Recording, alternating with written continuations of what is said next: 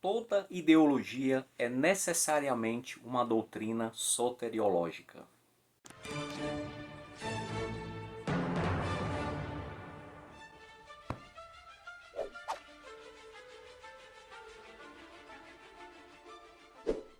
Fala pessoal, muito bem-vindos ao canal Ler é Preciso. Eu me chamo Josébes Lopes. No vídeo de hoje falarei sobre o livro A Desgraça do Ateísmo na Economia, de Andrew Sandlin. Livro publicado pela editora Monergismo, a sua primeira edição no ano de 2018, 122 páginas e com tradução de Felipe Sabino e Leonardo Galdino. Esse livro, publicado pela editora Monergismo, e que tem como autor, como eu já falei, Andrew Sandlin, é composto por 4 capítulos, que na realidade são 4 artigos que foram extraídos de palestras proferidas pelo autor. O autor ele é presidente do Centro de Liderança Cultural, Center for Cultural Leadership, perdoe se a tradução estiver errada, e ele é pregador da Igreja do Rei, Church of the King, em Santa Cruz, Califórnia. Então vamos aqui, o primeiro capítulo do livro. Que esse primeiro capítulo chama-se Ateísmo Econômico, o impulso religioso do intervencionismo. Esse capítulo é de uma palestra proferida em 2011, na conferência Virtude da Prosperidade. É uma coisa meio coaching, né? Confesso que quando eu vi assim, uma coisa coaching, mas não tem nada de coaching aqui, tá? É um artigo, uma palestra bem embasada, tanto econômica e politicamente, quanto também biblicamente. Aqui nesse primeiro capítulo, ele vai falar sobre a diferença entre dois grupos que existem na humanidade. Tá? Aqui ele vai parafrasear o que o Thomas Sowell já fez lá no seu livro Conflito de Visões. Excelente livro, um dos melhores livros que eu já li. Inclusive está aqui no meu canal. Se não me engano foi em 2020 que eu li e fiz a resenha aqui no canal. Eu vou deixar a descrição, aqui na descrição do vídeo, o link desse outro vídeo que vale a pena tanto você assistir, modéstia à parte, como principalmente você comprar o livro do Thomas Sowell, Conflito de Visões. Nesse livro, o Thomas Sowell, ele defende que todas as teorias políticas existentes na humanidade derivam praticamente dessas duas categorias de pensamento, que ele chama de visão restrita e visão irrestrita. A visão restrita seriam aqueles que entendem que o ser humano ele tem limitações, que ele é mau por natureza, e, em contrapartida, os adeptos da visão irrestrita defendem que o ser humano ele nasce bom. O meio é que corrompe, então se você tem um meio adequado, o ser humano pode atingir elevados padrões morais. O Andrew Sandlin vai fazer praticamente a mesma divisão, só que ele vai dividir em aqueles que adoram e servem a Deus, ao Criador, e aqueles que adoram e servem à criatura. E ele vai analisar 3 pontos e vai diferenciar como esses dois grupos entendem esses 3 pontos. Primeiro, providência. Aqueles que, segundo o autor, eles adoram e servem a criatura, ele chama de intervencionista. Os intervencionistas, eles querem acabar com as condições igualitárias, né, no processo de concorrência, para garantir o quê? Para garantir os resultados iguais. Então, para os intervencionistas, não importa se o processo ele é igual. O que importa é que os resultados sejam iguais.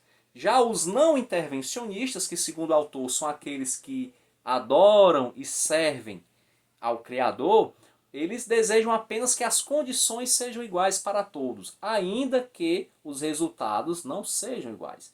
Para os não intervencionistas, não há problema nenhum com a desigualdade.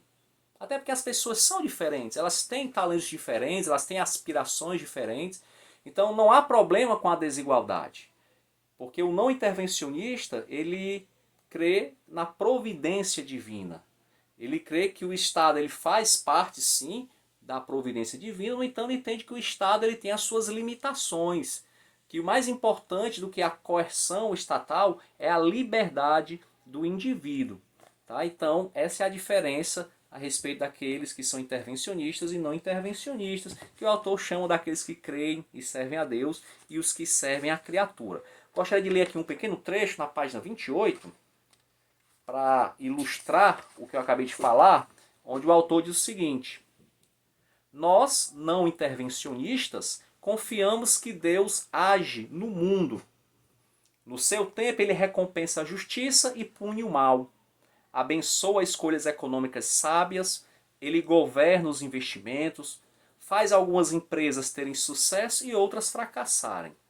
Nem sempre entendemos seus caminhos, mas cremos que ele age ativamente. No final, a verdade e a justiça triunfarão no mundo e no mercado. Um economista ou um político ateu, lendo esse trecho, vai dizer que isso é bobagem.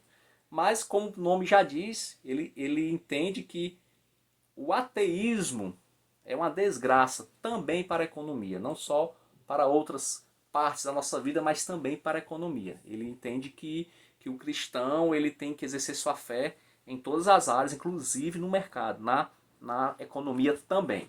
Capítulo 2, aliás, no capítulo 1 ainda, ele fala também sobre a natureza humana, como os dois grupos entendem, né? O intervencionista ele entende que o Estado ele deve intervir para criar uma nova natureza humana, um novo homem. Ele até diz que o intervencionista ele deseja a santificação do homem, mas a santificação sem Deus. Já o não intervencionista, ele acredita que a santificação, um novo homem, uma nova criatura, só é possível através da fé em Jesus Cristo. Outro ponto, riqueza. Para o intervencionista, a riqueza muitas vezes é vista como algo mau, é como algo fruto de uma exploração. Para o não intervencionista, não, nem sempre. Para o não intervencionista, a riqueza muitas vezes é sim conseguida através de meios fraudulentos, mas não necessariamente. É possível sim enriquecer a partir de meios legais, né? E muitas vezes o cristão ele tem a riqueza como uma bênção de Deus também. A Bíblia também fala disso. A Bíblia fala do amor ao dinheiro, que é pecado, mas também fala de pessoas que são abençoadas, são prósperas financeiramente e tementes a Deus. No capítulo 2, marxismo libertário, a ditadura do igualitário. Essa aqui foi uma conferência em 2011, conferência anual no Centro de Liderança Cultural. Aqui ele vai falar sobre a elite intelectual do Ocidente, principalmente na década de 60, que abraçou as ideias marxistas. E aí ele vai dizer que a partir dessa década começa uma desconstrução cultural ocidental, principalmente a partir de dois pensadores, Jean-Paul Sartre e de Michel Foucault. A partir daí a sociedade ela é vista como culpada pelas mazelas, né, sociais, a própria sociedade é culpada, e aqueles que são culpados, os criminosos, digamos assim, eles não são mais criminosos, mas apenas vítimas da própria sociedade. E aí ele vai mostrar vários exemplos como isso foi entrando nas instituições, na mídia, na própria igreja. E o que eu acho interessante é que ele mostra que para se combater essa guerra cultural contra o que ele chama de marxismo libertário, parece uma contradição, e é uma contradição. O autor diz, é realmente uma contradição, para você ver como não é nada coerente um pensador como Jean-Paul Sartre ou Michel Foucault, na década de 60, vivendo em Paris, no Ocidente, numa democracia, defender a revolução cultural de Mao Tse-tung na China, por exemplo, ou revolução russa. Tá? Então é realmente incoerente. E ele diz que para se combater esse marxismo libertário, não é pelo viés político. Eu achei isso interessante, isso vale até mesmo para o Brasil. Muitos conservadores, direitistas aqui no Brasil acham que simplesmente votando num presidente, ou num governador, ou num deputado, senador, etc., conservador, muitas vezes nem são, né? Só usam isso para ganhar voto, ele acha que vai transformar o país num país conservador, cristão. Nada disso. Porque a guerra ela é cultural. Tá? Isso foi o grande trunfo dos pensadores da década de 60, Jean-Paul Sartre e Michel Foucault, para citar apenas dois. Eles entenderam que é necessário mexer nas estruturas sociais, nas estruturas culturais. Então, qual é, segundo o autor, a maior forma de revolução, né? De ser subversivo nessa sociedade tão decadente? Ele cita alguns exemplos. Jovens, como por exemplo, declararem e esperarem para ter a sua primeira noite de núpcias depois do casamento. Isso para o autor é revolucionário. Você ter seus negócios limpos, né, sem fraudes, você não mentir, você não trair. Tudo isso para a sociedade de hoje é revolucionário. Então ele diz que a fé bíblica é que vai realmente combater essa guerra cultural e não políticos. E eu concordo com o autor. No capítulo 3, raízes teológicas da crise financeira. Outra conferência, agora em 2012, é uma conferência do capitalismo virtuoso e a crise financeira. Esse é o nome da conferência de 2012. E ele vai falar especificamente sobre a crise de 2008 nos Estados Unidos, a crise das hipotecas. Gente, aqui é um contexto norte-americano. Muita coisa eu não entendi, porque ele vai esmiuçar como se deu essa crise das hipotecas em 2008. Vai citar aqui vários agentes dessa crise, o Estado, as corretoras, os bancos, os próprios inquilinos, né? E vai dizer que tudo isso, no final das contas, é originário do pecado. Pecado da avareza, a fraude, o orgulho. Né? Então ele vai explicar que, no final das contas, é o pecado que faz com que as crises surjam. E também o intervencionismo, como muita gente, aliás, nega que seja isso. Que muita gente diz que a crise acontece por causa do próprio capitalismo, que está fadado ao fracasso. Na realidade, se formos analisar bem, e ele explica bem nesse capítulo, que o que acontece é falta de capitalismo, é intervenção estatal. E aí, no final, acaba estourando a bomba e muita gente culpa o capitalismo em si. Não que o capitalismo seja também um paraíso. Ele não se propõe a ser um paraíso. Ele tem suas falhas, sim. Mas ainda é o melhor sistema econômico até hoje, sem sombra de dúvidas. Né? Os fatos estão aí e a história está aí. Quem quiser comparar as economias planificadas, socialistas, com as economias de livre mercado, quem quiser aí compare, que você vai ver que o capitalismo ainda é o menos ruim, permitam aqui a redundância, desses outras opções, né? Como por exemplo o socialismo.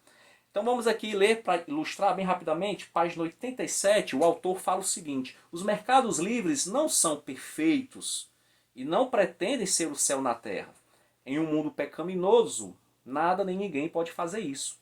E todas as tentativas de fazer daqui o céu nos arrastam para o inferno. Mas os mercados livres são os meios mais efetivos de distribuição de recursos escassos no mundo caído. E eles funcionam em conjunto com a liberdade política e religiosa, o que se harmoniza com a ideia cristã da dignidade do homem criado à imagem de Deus.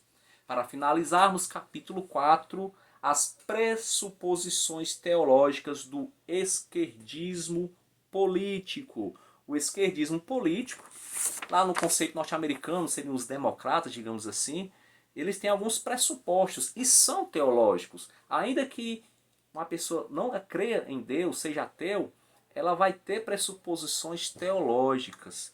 Tá? E ele diz que quem é esquerdista político, aqui ele bate forte, tá? Ele apostatou da fé. Ele diz que esquerdismo político, sem meias palavras, esquerdismo político é igual a apostasia religiosa. E é pior do que conspiração, porque alguns conservadores, alguns direitistas, acreditam que a esquerda tem conspiração para destruir o Ocidente, destruir os Estados Unidos. Ele diz que é pior do que isso. Antes fosse conspiração. Mas ele diz que os esquerdistas, na sua maioria, eles acreditam que estão certos. Barack Obama, ele cita, né, o Barack Obama. Ele é um esquerdista, ele não quer destruir os Estados Unidos. Ele é sincero, ele acredita que o que ele está fazendo nas suas intervenções estatais, ele acreditava que ele estava fazendo bem para os Estados Unidos. E ele diz que isso é pior do que uma conspiração. E aí ele vai falar aqui alguns pressupostos teológicos, que já citamos antes, a perfectibilidade do homem. Os esquerdistas acreditam na perfeição humana, da natureza humana, que o homem nasce bom. Isso vai contra o ensino cristão, né, da depravação total. A questão do mal da desigualdade humana, ou seja, eles entendem que a desigualdade de resultados é má, coisa que o não intervencionista não vê problema disso, desde que os processos sejam iguais, Não há problema em resultados iguais. Na realidade, isso faz parte da natureza humana, a diversidade. E também eles defendem que o Estado deve agir coercitivamente, né? Que o Estado ele deve agir cada vez mais para libertar as pessoas, libertar a criança do poder parental, libertar as mulheres da opressão dos homens, libertar os negros da opressão dos brancos e por aí vai. Para finalizar, página 109, os esquerdistas abandonaram toda a esperança na providência de Deus, na história. Portanto, eles precisam assegurar outra. Essa providência é o Estado. Na verdade, para eles, o Estado é a providência secularizada. Quando não confiamos mais no Espírito Santo, precisamos confiar no Estado ímpio. Então, resumindo, o Andrew Sandler vai dizer que os esquerdistas eles esqueceram Deus, não acreditam mais que o Espírito Santo ele possa convencer as pessoas, que a providência divina possa punir o mal, possa exaltar o bom, inclusive no mercado, né? E entende que os intervencionistas, ao apostatarem da fé, eles foram para outro tipo de divindade, que no caso é o Estado. O Estado ímpio é o que vai ser a solução dos nossos problemas, segundo os intervencionistas. Então, por isso que o título, A Desgraça do Ateísmo na Economia. É ateu, não crê mais em Deus, mas acaba crendo em outra divindade, que isso no caso seria e é, segundo os intervencionistas, o Estado, ok? Então é um bom livro, apesar do título, achei assim meio, sei lá, cafona no início, mas não me arrependi da leitura, é uma boa leitura, recomendo. E se você gostou, se você ficou até aqui, peço que você, se de alguma forma esse vídeo lhe ajudou, se inscreva no canal, dê um like no vídeo, divulgue, compartilhe, e aí o YouTube vai entender que esse canal de alguma forma está sendo relevante aí para a comunidade, ok? E aí até o algoritmo do YouTube também vai ajudar o vídeo a chegar em mais pessoas, tá bom? Muito obrigado, até a próxima e vamos ler porque ler é preciso.